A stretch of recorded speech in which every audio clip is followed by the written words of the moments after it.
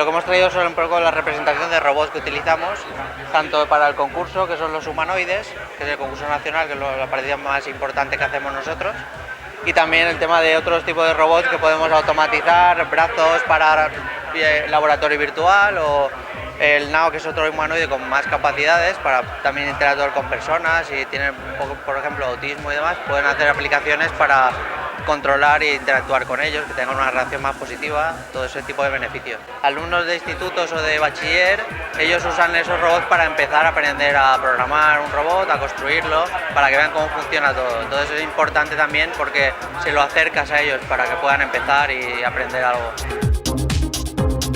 Avui hem presentat així un poc un reactor biològic i un poc explicar que el que fem és estudiar com es afecta aquests medicaments a aquestes bactèries, que al final són les que depuren l'aigua residual.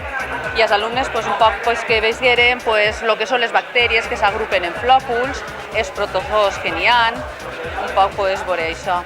Actualment és un problema, el dels contaminants emergents, perquè d'ací uns anys es poden concentrar. Es un vehículo de bajo consumo que hace unos 1.294 kilómetros con un litro de gasolina.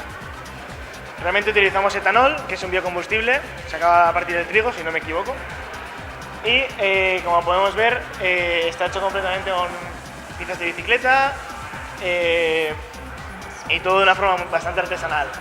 Lo hemos hecho sobre todo alumnos de la Universidad Politécnica de Valencia, del campus del COI, que somos estudiantes de ingeniería mecánica, ingeniería de diseño, ingeniería eléctrica.